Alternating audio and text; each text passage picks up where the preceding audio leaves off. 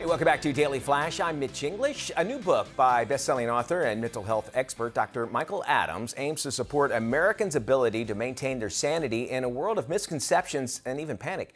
The book, titled Make America Sane Again, and in it he says that we should actually be aware and concerned about America's mental health, but not panicked. And the path forward is clear if we intelligently learn to manage the influences that distract us. Keep that distraction word in mind. Doctors, no doubt about it, we have a lot of distractions out there these days. What would you say right now is the biggest distraction that really is affecting Americans? I think primarily, I think it's the political divide.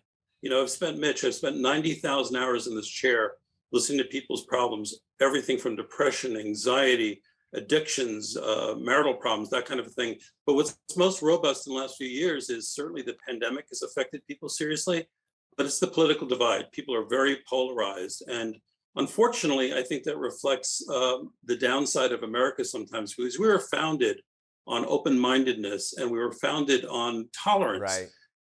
terribly missing right now. So I think that's one of our greatest challenges. And I will tell you that the book, however, challenges the narrative that, America is completely falling apart. I don't believe that.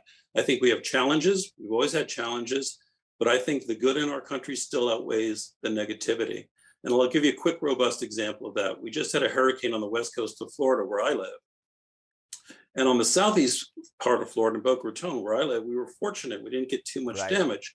However, I've seen the mobilization of people, individuals, groups, go to the other coast in their own dime, raise money on GoFundMe and so forth and so on to go out and help their fellow Floridians. And that reflects, I think, some of the best in American I'm sort glad. of.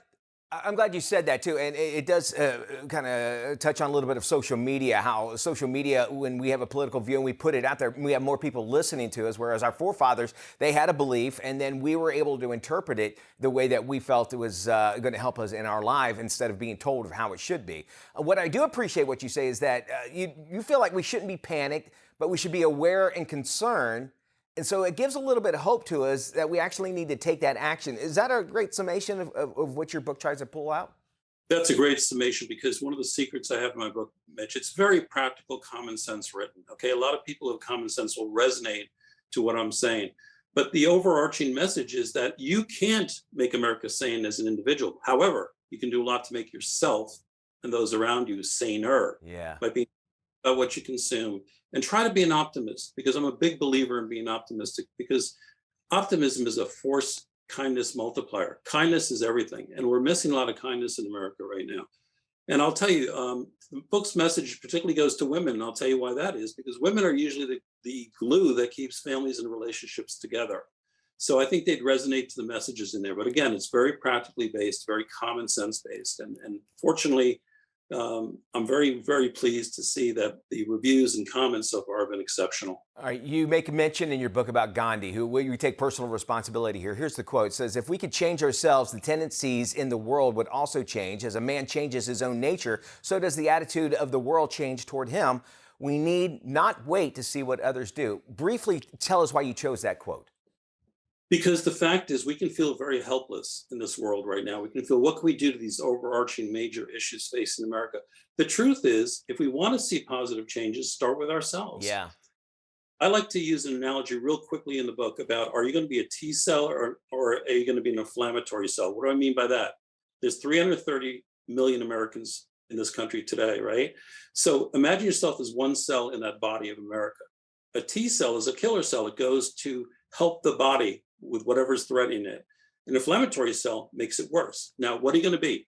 A T cell or an inflammatory cell? You send a positive message out there or a negative message. So again, there is a sphere of influence, whether it's one people or more than one people, you can spread a positive message. And this is not a Pollyannish approach. I We mean, can and it seems like it all comes down to personal responsibilities. We're hearing more and more of it because people are easily to get other. If we could take on that responsibility, at least what I'm getting from you, if we can take on that responsibility to be good, then we're actually giving back to the world that same good, and more people would do it, would be fine. Be accurate to say? 100% accurate. There's a chapter in the book, Mitch, called "Get Off the Blame Train." And unfortunately, we blame other people, organizations, nations, whomever, Right. and we have because if we stay stuck in the blame game, we're never going to grow. We're never going to get better. All right, we need to start with us. I love it. If you want more information and actually get a copy of this book, it can really help you. It's called Make America Sane Again. You can just go to makeamericasaneagain.net. Dr. Adams, thank you so much for joining us today.